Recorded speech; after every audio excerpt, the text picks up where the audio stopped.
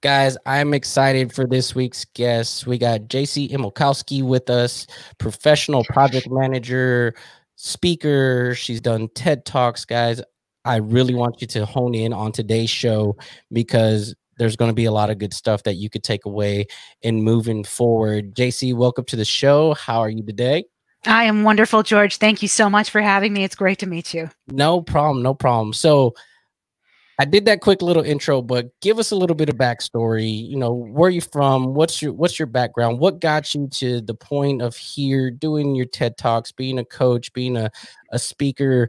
What's your background? So I'm one of those people that gets bored and finds a new career every 3 to 5 years or so. I'm in Madison, Wisconsin, in the good old Midwest, enjoying our snow here. And during my life, I have been in restaurant and retail management. I'm trained as a massage therapist. I've worked in customer service, medical billing resolution, been a corporate trainer, trained as a project manager, worked in change management, trained as a coach, been a professional speaker, part-time art instructor. Just something comes along that really seems interesting to me, and I take it and I integrate it into what I'm already doing. And if I don't make a full pivot, I'll still include it into what's going on. I just love learning and doing more and incorporating passions into our lives. Man, I knew this was going to be a great show because you sound like myself, and 'cause I'm the same type of person.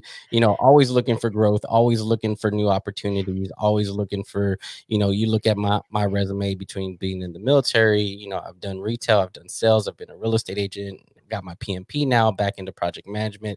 So I definitely understand that portion of it of always driving for more, always looking for more new experiences. But it's great that it just kind of all intermingles after a while, and you can take skills from one set to another and apply them and make it even better, or even kind of change how the dynamic of that industry is working. So, looking over your profile and everything, some of the big topics I wanted to touch on for my listeners today as we've entered a new year. 2020 was, something different. We'll just call it that. Different. Right. And, so I definitely want to touch on big things of, self-sabotage, because that's something that we've talked about in the past on the show, of just that mental voice in our head, you know, looking at having a good work-life balance and personal life balance, as it applies to one being successful on both ends of achieving our goals personally and professionally. And then the dreaded burnout, with the new dynamic of what the workplace looks like, on what that looks like. So jumping into that first topic, you know, let's take a look at self-sabotage. In your words, from your experience, what is self-sabotage? There are so many facets to that question. It could be answered from so many directions. The first one that comes to mind is when you were talking about that internal voice, that internal critic. How we talk to ourselves is a huge part of whether we're successful at or fail at our endeavors. And it has to do with our self relationship. So if you have a positive self relationship, hopefully you're engaging in more positive self talk, more kindness, more compassion with yourself, and you're likely to be overall more successful. If you have what I like to call kindly a challenging self relationship, or in my case, a totally crap self relationship, which is where I started, then it gets a lot harder. You don't even realize that you're sabotaging yourself. One of the experiences of my life I like to share is that I grew up in domestic violence, and I'm in a good place now. I've been in counseling on and off for about 25 years, been through a lot of treatment, and I'm doing well. But what I tell people is that I hated myself until I was in my early 30s, and I didn't know it. I didn't know it. I was cruel to myself. I was completely unkind. I was super judgmental. I had no compassion. I talked trash to myself. I called myself names, but it was so normalized because of my upbringing. I didn't realize that I was self-sabotaging constantly because it was normal. So one day I go in to see my favorite counselor. This guy's name is Dr. Fish. He's great. And I love that I've had enough counselors that I have a favorite. And I said to him, he's like, how's your day? And I'm like, oh man, everything went wrong and nothing's working out. And today totally sucks. And he's like, so what are you saying to yourself when things aren't working out? And I was like, I tell myself to shut the F up, put on my big girl panties, get back to work, don't bother anyone, like stop crying, don't make it anyone else's problem. What's my problem? Everyone else can do this easier than me. And by the way, shut up. And he was like, oh, JC, you're not very nice to yourself. I swear to God, like my jaw dropped. I stared at him and I laughed until I cried, George. I was like, Oh, wow. oh, what are people nice to themselves, Dr. Fish? Nice Oh, to themselves, right? that's funny. And he's just like, yeah, they are. Oh, Oh, so that's a thing. Like I tell people, choice is one of the only things we have, but you can't make a choice if you don't know it's there. I didn't know I could be nice to myself. It had just never come up before. And so in that moment, there's this pivotal moment of like, oh my gosh, the next time I'm trash talking myself, I actually, if I can see it happening, there's a choice I can make to stop that sabotaging behavior and engage in a different one. Not that it was easy, it took a long time to get there, but that realization, that was the foundation, realizing there was something else that could be done. now that's awesome because, I'm sure, as you've learned going through this, like what, self, talking down to yourself, that kind of seems almost as one of those obvious ones. What are some other signs that people are self-sabotaging themselves other than having, oh, you're dumb, put, like you put your big girl pants on and let's move on. Are there other signs out there that, again, subconsciously we may not know is going on, but it's really what's hurting us inside? Yeah, a couple that come to mind easily are always taking the easy way out or consistently taking the easy way out. So, um, and it's a combination of that and how do I say this? Um, letting yourself down or betraying yourself might be a way of doing it. So let's say I want to lose weight. And in order to do that, I'm going to not drink 5 sodas a day. So I make that commitment to myself. I'm going to not drink 5 sodas a day. But halfway through the day, the day is overwhelming. I get tired and I don't even necessarily notice it. Soda's a comfortable thing for me. It just kind of happens. It's not mindful and it's not intentional, but the soda creeps into my hands and I start drinking it. So I just did something easy. I caved in with that willpower and I betrayed the commitment to myself. But it's not that obvious, right? We don't see Right. it. These behaviors and these habits come up.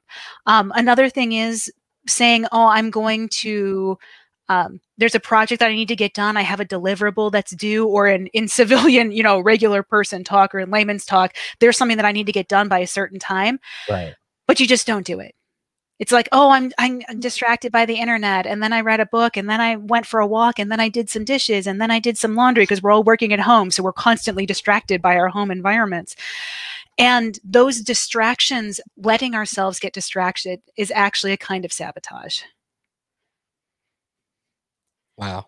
Yeah. No, it's one of those things, and I'm just sitting here thinking, I'm pretty sure we're all guilty of it. If you're Oh not, yeah, me I too. don't believe you if you say that at any point across your life, because it is one of those things to where, even sometimes when it's not sounding negative, like you said, it's just so unoblivious to what you're trying to do and commit to. Now, how do you see that when it comes to, overall performance, both in the workplace and professionally? Is there kind of a counter, like, battle that happens that really stops people from reaching peak performance? I think one of the things that happens a lot, and this is the reason why it gets so sneaky, is the sabotaging part of ourselves, the part of our brain that's trying to keep us away from the challenge or the commitment. It leverages our values and our strengths against us. So for the example of, I have something that I need to get done by 4 p.m. It's 3 p.m. and I walk through my kitchen and I see the dishes on the counter and I'm like, I like having a tidy house. It's important to have a tidy house. Cleaning the house is important. If I do dishes, I'm a good person for doing dishes. So my values for being tidy, for being organized, for keeping a clean house are actually undermining the like, I need to get work done and I made a commitment. So it doesn't feel like we're betraying ourselves because we're actually using one of our positive traits of cleanliness to distract ourselves. And in the professional environment, sometimes our values of being accurate can turn into perfectionism. Our values of communication can turn into micromanaging to make sure people are doing exactly what you think they should. Our values for quality can turn into, neurotic, just concern about whether or not things are working. So it's a matter of finding out what our strengths are, and then intentionally, when we're engaging in activities, saying, am I leveraging this strength to my best merit, to my organization's merit? Am I using this to really serve myself? Or am I just using this value or strength out of habit, or even as a self-soothing behavior? Like, if my report is hard and I don't want to write it, and doing the dishes is easy and makes me feel good because I checked something off a list, it's more of a soothing behavior than a functional cleaning behavior. You know what I'm saying? No, that makes total sense. Now, what can people do to kind of help test that? How can they, if they don't really know that, maybe they're more of the I don't talk negative about myself, but we have self-sabotage that kind of sneaks up. Is there anything we can do to kind of help test, or do we really need an outside perspective of someone telling us, hey, don't do that, that's not good? What are some things that people can look at and say, hey, or even some techniques of like, am I self-sabotaging myself? It's a yes and, basing on that good old improv idea of yes and. One of the things that I do most, and to be clear, I am super guilty of this kind of distraction, this kind of like, I know I'm supposed to do something responsible, but I'm going to sit and read a book for 5 minutes, which becomes an hour, which now I'm late to something. I do it all the time. One of the ways to be aware of what we're doing is to pick a focus. Be intentional about what you're doing. So it might be a focus for a day. It might be a focus for an hour. One of the things that I work with is I have PTSD, anxiety, and depression that I'm all actively treated for as a result of my upbringing. And that manifests with a lot of distraction. Executive function challenges, things don't always stay in my head. I can be very forgetful. So sometimes I literally have to have a Post-it note sitting on my computer that says report. And if I start doing anything else and I notice that Post-it note, I'll be like, am I working on my report right now? I'm not. Right. Time to go back to the report. And it's that visual reminder that helps me. But even taking a moment in anything we're doing, just taking a breath, stopping, literally becoming present in the moment and saying, what I'm doing right now serving my intentional goal for this hour, day, whatever it is? And if the answer is no, being able to walk away from it, being able to stop halfway through a sink full of dishes and be like, this isn't my report. I need to go do it right now. Right. And it's taking those moments of awareness and choosing to become aware. It's mindfulness is a big key to it. I know mindfulness is a big buzzword, but mindfulness is it's about being present and being intentional. What's happening right now, and what actions are we choosing right now? Awesome. And to go back to kind of the other side, maybe you could share an experience on just kind of some of the ways that you got through this, because I talked about or ended the year kind of leading up to, hey, whatever your project is, we're going to make a project management plan, right? This is everything that goes into it. We're going to calculate all this thing else. And we're at the point of execution. And we have that issue of, okay, now I have this big scary plan. Now a lot of that self-doubt starts to come into my head that I cannot do this, or that negative talk. What were some coping mechanisms to kind of help you get over that hump of, I do have to be nice to myself. I know this is what I have to do in order to move forward. Yeah, the tools that I love best for that is something that coaches refer to as observing without judgment, or the new phrase I learned for it, which I love, is blameless discernment. Oh, So So we're going to get into a little bit of science here for a second. Oh, go ahead. So at a very high level with neuroscience, there are positive neurotransmitters and negative neurotransmitters. Like, have you ever had someone say something to you that made you feel all warm and fuzzy, like it was really nice, and you were just like, oh, I like that person, you know?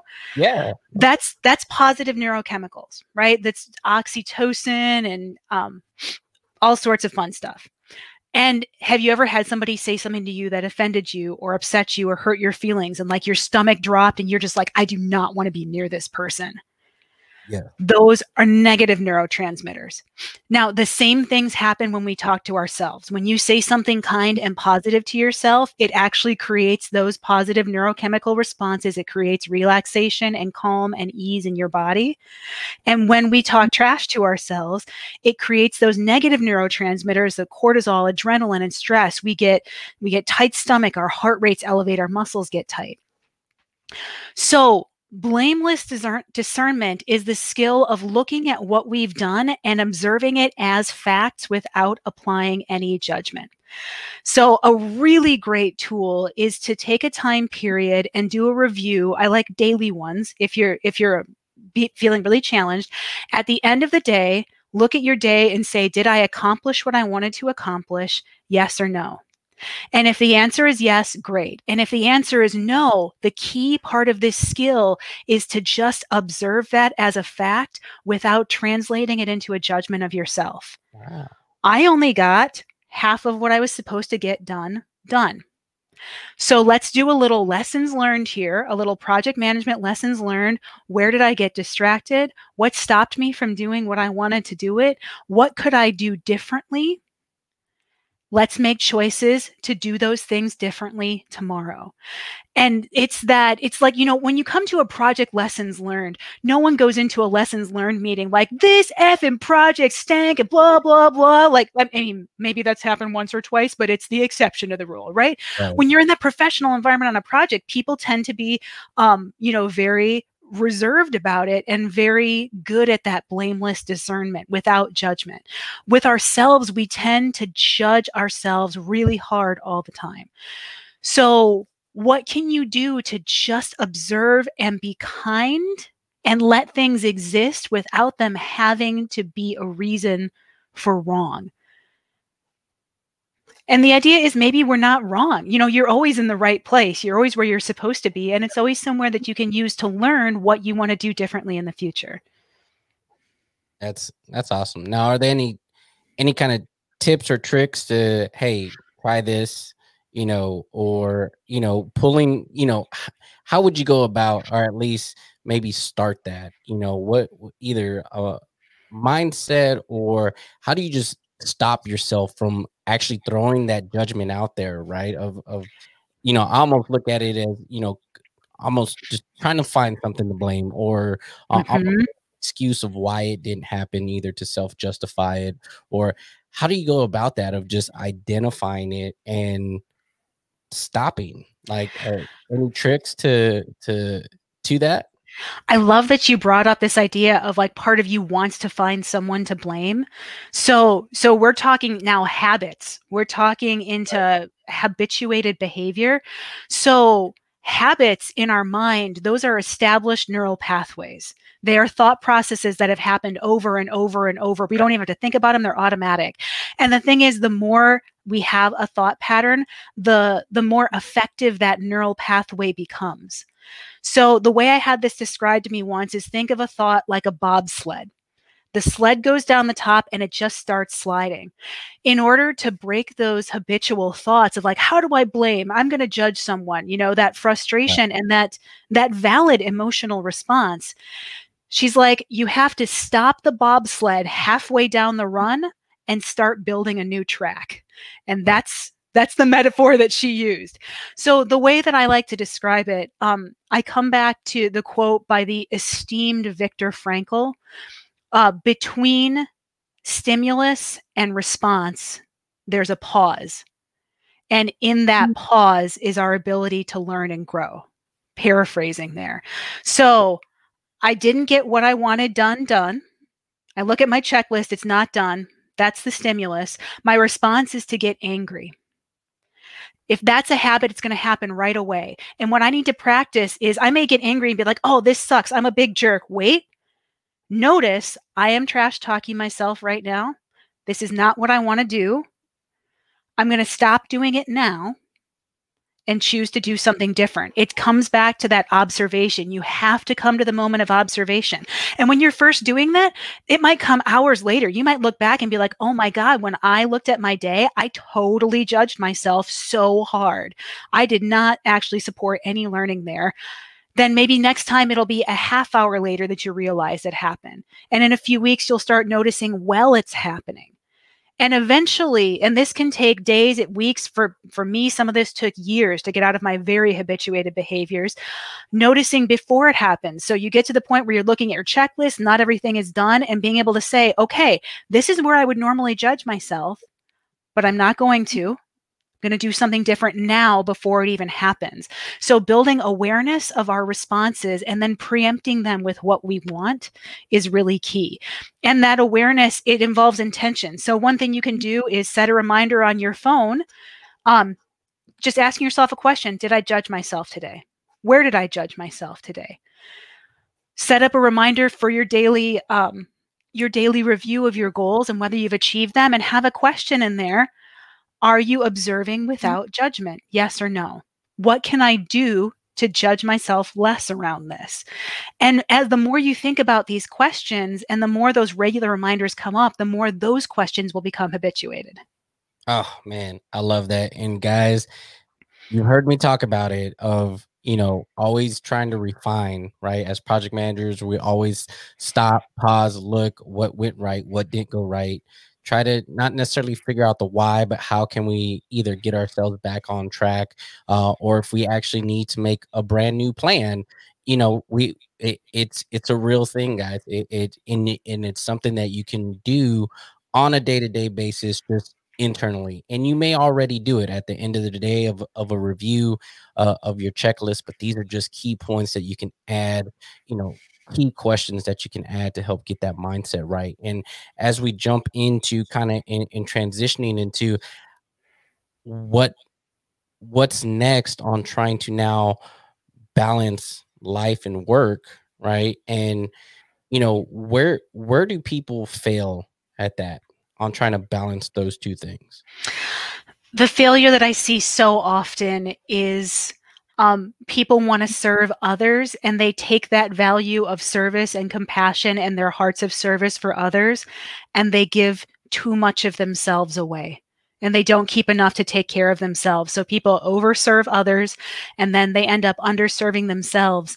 Have you ever gotten to the point where, like, someone's asking you for something and you just say yes because you're supposed to say yes and it's a nice thing to do, but then you realize that you resent them for asking you to do something, and then you get mad at yourself for saying yes, but you're like, why are they even asking me to do things? Right. That resentment, that's a great sign that you're headed towards a burnout. Or if somebody asks you to do something and you physically feel visceral anxiety, like your stomach tightens up, or you want to physically pull away from them or emotionally shut down, those are signs that you are giving too much of yourself to other people. It's that oxygen mask concept. You need to take care of yourself first before you can take care of others. But those of us with deep hearts of service, we're validated by helping other people. So we chase that external win from helping someone else, and we don't always do the internal service, which can be a lot harder to do. Like building self-awareness and doing that internal mental maintenance can be a lot of work. And sometimes it's easier to just spend an hour helping your neighbor fix their porch when you're supposed to be taking care of yourself instead. Right. No, and to that point, that's actually on both sides, right? We can say that we do that not only on our professional life, because I Oh, see that yes. being, as the most obvious one, but even on our personal life, in our family lives, that there needs to be some balance there as well, correct? Absolutely. And this is actually the number one type of people that I coach. I coach high empathy project managers that are burned out from overserving others and underserving themselves. And it usually manifests as they take on more work than they can do in a work day. They don't feel comfortable setting a boundary around their work and telling people, I can't do this. I don't have the time for it because I need to cut work and go to my family. So they feel guilty about not seeing their family enough, but when they're with their family, they don't have the energy to be present enough and Right. to engage with their family the way they want. So family is causing guilt at work, work is intruding on their family time, and they don't own themselves. And it's about that individual's boundaries. It's about their relationship with themselves and what they are going to set up and what kind of respect they're demanding of their time, because people who want to really serve other people, they value other people's time more than their own. Right. I have 40 hours in a week. Someone gives me 5 extra hours of work, but part of me says that person's more important than me. So I'm going to find those 5 magic hours. I'm going to kill myself a little to help them. And breaking that pattern and being like, I really don't have the 5 hours. If you want me to say yes to this, what do I say no to? Or Right. I don't have the time, go to my leader and try to find the time and negotiate it, but not just giving it away. No, that's big because it's I think of myself, I think of project managers, but then I think 2020 merged those two things together. The one place that you would find peace for yourself, or at least have the opportunity to have some self care, now became your workplace. Is that something that Mhm. you saw with your clients in 2020? Oh my gosh, so much, because now you have your kids running around in your office while you're supposed to be homeschooling them, and you have 2 people's worth of work to do because your organization had to let people go, and so everyone's workload increased. And and that was another thing that was really hard, is talking to people that felt like they couldn't say no because the organization was so hard pressed, because staffing levels dropped because of impacts of COVID. They're like, I can't say no. And I had to ask so many people the question, if you say yes to the pressures at work, what are you saying no to for yourself? What are you denying yourself? And sometimes they couldn't even figure it out. They're like, I don't know, nothing really. I'm like, really? Because you came to me for a reason. And when you came to me, you were overwhelmed, you were missing your family, you're not sleeping, you're not eating, you don't have any energy, you're not feeling good. And they're like, oh, yeah, all of that. Like, it's like they're fish, right? They're swimming in this stuff like water every day. It's so Right. normal to them, they don't feel it. Like the way that I didn't know I hated myself because it was so normalized. The anxiety and the stress are so normalized for themselves that they can't always see that that's what they don't want. Now, what are some tips that you give your clients to, one, self-identify that, and two, kind of remedy it? Yeah, the tips are to be honest with yourself and be kind to yourself. And sometimes the easiest way to do it is to say, if somebody else came to you and said that they were feeling the way you feel, what would you say to them? So if somebody came to you and said, I can't sleep, I feel guilty all the time, my stomach is always upset, and my hair is falling out, would you be worried about that person? And they're like, yeah, okay, then you should be worried about you because that's what's happening to you. And helping them take that skill of external care, which they're so good at, and then reflecting it internally. Uh, so that's one that I really like. And I had another one that just literally ran out of my head as I was saying that. No, that's great because it is one of those things, and I'm sure a lot of your clients and a lot of people listening, like, this is probably brand new for them. They don't understand. They don't understand it. Yeah, they know what maybe bringing work home one day a week was, or doing some extra time on the weekend to prep for what was coming up the following week. But now that they bled together, it's like, Mhm, what do I do? And now I almost don't know what normal is at this point, and I even look at, internally here, my wife works for the University of Texas, great school, and they harp on that more and more. Are you seeing employers starting to do that as well? Like, hey, you need to, I'm going to give you time within your day for some self care, now that you're working at home, because I understand you have a 1-year old running around who says hi mhm. in all her meetings, right? But they give them that opportunity. Is that something that you're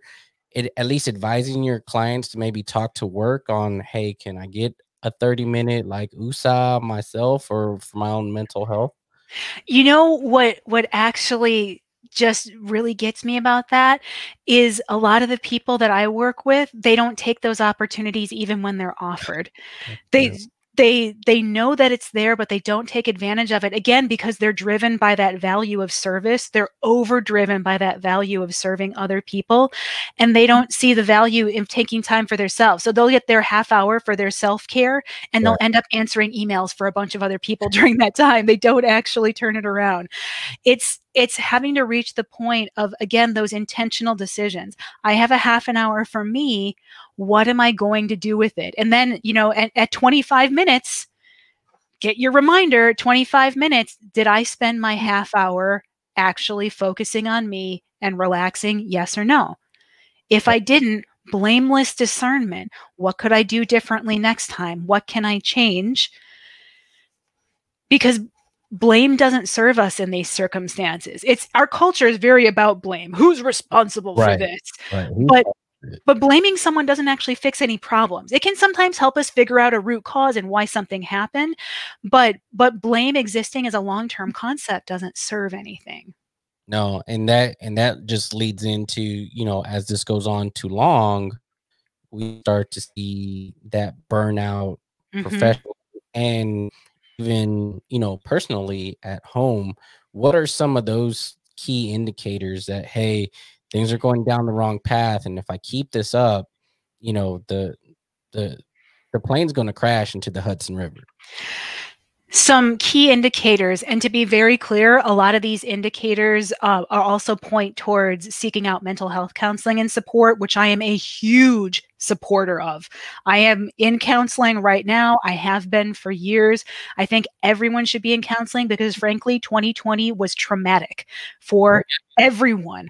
And trauma is a real thing. It impacts our brain. It impacts our neurology. It impacts how our brains and bodies function. So for anyone watching this, if you're not currently seeing a counselor, you probably should be. You probably have something going on that's worth it.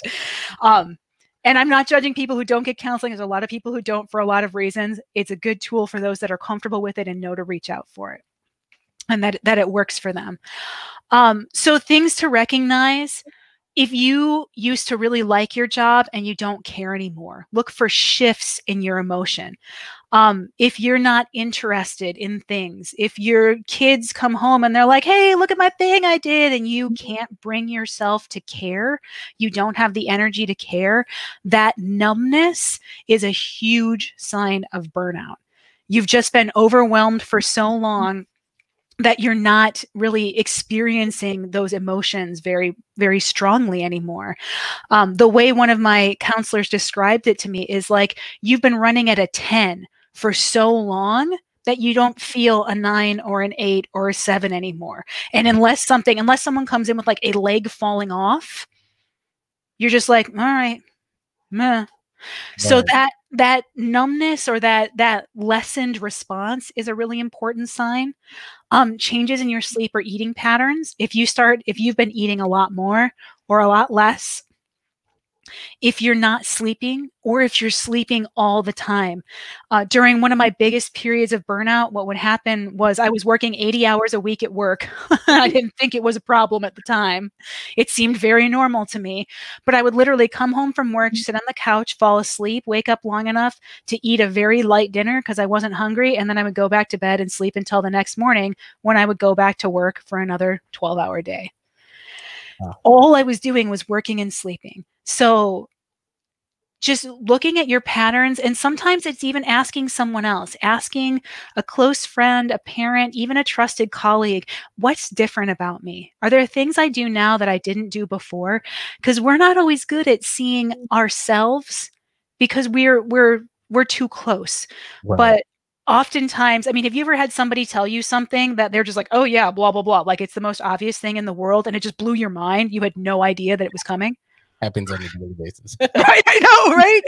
So having other people, and that's one of the things about coaching, and one of the things I love about coaching. My counselor does this for me too. You can get it from friends, from mentors. You don't have to have a paid coach for this. It's people that are brave enough and love you enough to offer you an honest outside perspective on who you are and what you're experiencing. Someone that'll be like, you know what, JC, you've been a lot snippier lately. Like, I feel like you've just been angry lately. And if I'm like, I don't feel angry, I don't think I'm angry. What are you even talking about? And they're like, you're doing it right now. Like, oh, this. Snickers, are you hungry? Yeah. Like this is actually how I feel all the time, but someone else just helped me realize that it's anger. I'm actually angry all the time and I didn't know it. That's a problem. That's a thing I want to change. Right.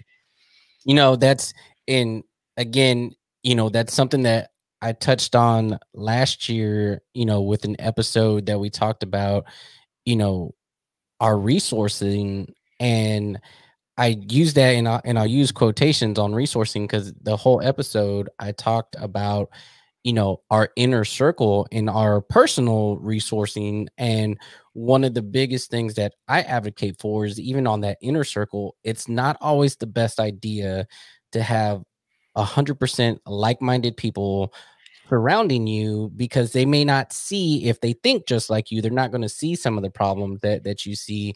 And even if it's that one friend that is just like you said, bluntly honest with you, it's always kind of good to have that almost antagonistic type person, you know, at least surrounding you, because they're going to cut through some of the BS and say and identify it.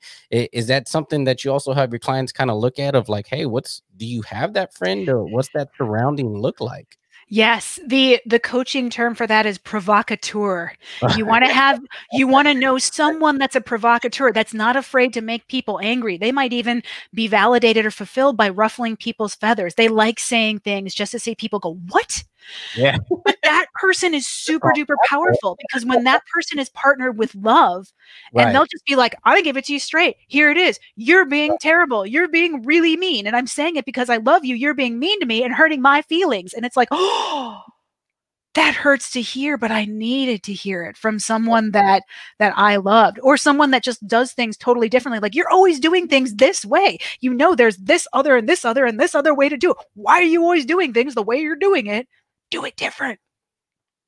Oh, I guess I could try that. So I love that idea of different perspectives and different, just having people that support you in different ways. And going on a little bit of a tangent, looking at your inner circle, and I'm willing to bet you talked about it in this resourcing episode, finding the people around you that are toxic and that are not serving you. Like, are there people that every time you talk to them, you feel bad about yourself, or feel bad about your life, or feel judged, or feel shamed? Is there anyone in your life that makes you feel shame or guilt? If you can take that person out of your life, if they're a colleague or a friend, like someone you don't have to, they're not your kid, or like, someone you have to see Right. every day, then tapering off or removing that relationship could serve you in the long run, even if it's hard to do. Yeah, no, that's another big, you know, I talked about that with also, you know, with the self-talk, when we talk about that, because a lot of that reverts back to it. Because if you do have that one person, you know, now they're just helping you confirm what you already thought about yourself, right? Mhm. And now you're just making it more of a toxic situation, because now you have that encouragement of, or at least someone else validating a negative thought that you already thought about yourself, you know, and trying to identify those people. And it does take the ability to step back and kind of evaluate what's going on, because it's one of those to where, you know, I told people in the episode, not only look at the people that are looking, you know, talking kind of down at you, or anything else like that, but also that the idea is too big, and someone of your statue, or within your race, or within your culture, can't achieve that. So they're not Mhm. downplaying whatever goal or achievement you're trying to do, which then goes back to that, okay, well, I guess they're right, you know, it's a stupid idea, I was dumb for even having that idea. And then it's just like a vicious circle that, you know, that continues on and on and on. And, you know, and then people just give up, burn out, and, you know, leave their goals, in their projects behind them because they feel like they're not going to be able to achieve it. And you know what the hard truth of it is? We outgrow people in our Yeah. lives. It doesn't mean that you're a bad person or they're a bad person, but you outgrow them. If your goal is to start a business and become an entrepreneur, and you have someone that you've been friends with your whole life, but they're not motivated to support you in that, and all they do is complain about football and the weather and, oh man, people like you, what, just whatever, it'll be fine. If they're not actively supporting you, they might be a fine person, but maybe they're not your person anymore. You've gone somewhere else with your lives, and that's okay. It's hard, but it's okay. No, that self-realization on that that is key as well, because it's one of those things that, I've even seen it more, not to completely break away from them, but I've seen that on different cultural levels as well, of just like, hey, you cannot achieve that, and we're not meant to be rich. And just from a cultural perspective, I've seen that aspect of it too, to where it's just like, who says I can't have a $500,000 house? Like, I've worked my butt off to have it. Like, mom, dad, like, I get it. That wasn't something that we did or had access to, but now I do. Let's change the paradigm. Let's change the branch on the tree. There's nothing that says that I can't, and it's something that, again, a lot of, you have to step back and kind of assess the situation to kind of see what's really going on. And hopefully, listeners are starting to do that. And I think for 2020, it helped that I think a lot of people did that in 2020, to say, holy crap, I do have to either hit the pause button, take a knee, and see what's going on, because I haven't left my house for 97 days, and Mhm. you know, and things are changing, and I'm changing. I don't like what I do, or I want to change. And I think, did you see a lot of your clients kind of hit that self realization in 2020, that whether Oh, it's career change or person, just changing things of what they want to do personally and professionally? my friends, my clients, myself, my family. I have one friend who went back to law school. I have a friend who started a business. I have a client who left her corporate job and became an author. I have another client that started an entire new concept of change management. She's developing an entire new framework of change management to start delivering. Like, she's incorporating these amazing concepts, and all of it is because she's like, the world is, not only is it messed up, but it's just getting harder and harder, and that makes me want to help more and more. I think so many people were inspired by the stress that was coming up and the way everything was going up in flames. It's that whole phoenix rising deal. Like, everything is so hard. What matters to me more than anything right now to do? That's what I need to do. No, that's awesome. And I I see it. I worked through a lot of the pandemic, because I'm at a small company, so we were still able to work, but I see it on a day-to-day basis, on just cities, friends, they're growing, they're changing, they're seeing it, the growth of this show. People are, they like the concept, they're like, holy crap, a light bulb's going off. And we talked before the show began. And if we can just, if you had one thing kind of on each of those topics, whether it's the self-talk, the work-life balance, and the burnout, that my listeners can take away from each of those topics, what would it be? You have to be kind to yourself. And I can barely say this. I'm like getting misty just saying this. All of that, all of it to me comes down to self relationship. How well do you know yourself? How honest are you with yourself? And what are you willing to do for yourself so that you can live a good life, which you do in fact deserve? Because once you're living a good life, once you're living your best lives, it's going to elevate the lives of people around you. There are very few people that watch your show that are going to be like, living my best life is living on an island on a pile of cash and not talking to anyone. No, when they're living their best lives, they're going to feel amazing. They're going to be able to help people. They're going to inspire people. They're going to serve people, and they're going to do it while still feeling amazing. And that's going to inspire people more. They're going to be like, oh my God, I can do everything I want to do and feel amazing. Look at that. I can do it. Just the to me, self relationship is the foundation of everything. And if your self relationship is poor, if you don't get along with yourself, if you're not kind to yourself, if you're constantly, whether intentional or not, betraying your goals and undermining what you're trying to achieve, then you deserve to change that relationship and you deserve to have a better relationship, whether that's talking to a friend or family member, a mentor, a spiritual leader, a counselor, a coach, reading a book that'll get you the framework that you need to change things. You deserve a positive self relationship. You deserve to achieve your goals in life. And the people around you deserve that too. They deserve your success. That's powerful. Jacy, where can people find you if people want to look for you? Do you have social media, website? Where can people go and look for you? I am on LinkedIn. It is the only social media platform I actually lurk around on. My name, I tell people it's Jacy Imilkowski. Just think I milk cows on skis to present it. And if you want to find me, my website is jcimilkowski.com. But I also just bought the web domain imilkcowsonskis.com and it Nice. redirects. So if you want to find me, just go to imilkcowsonskis.com. And it'll Nice. take you to my website. But please, seriously, people can message me on LinkedIn, reach out to me. I love having virtual coffees with people. I'm definitely the one-on-one connector. I don't just collect connections there. I really value LinkedIn. And I think in 2020, LinkedIn became much more of a connected, functional community and not just a popping off about my resume type place. It's become a really wonderful place. No, that's awesome. And we will have the link, both links, on our show website so you guys can reach out to her directly. Jacy, thank you again for your time and thank you for the wealth of information. This was a great show. I love it. And I hope, like I told you pre-show, if you guys can take away one thing, and this was her goal as well. If you guys could take away one thing from what we talked about today, then we are happy campers, and this show and episode was a success. Thank you for your time, and I'm definitely going to have to bring you back, either later in the year, and so we can talk and kind of look at what 2021 was, and kind of how, kind of wrap this all together at the tail end of the year.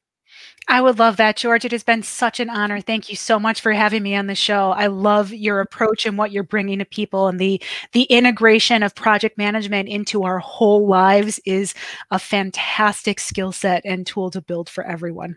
Thank you. Thank you. And again, guys, make sure you go visit our website, go visit her website.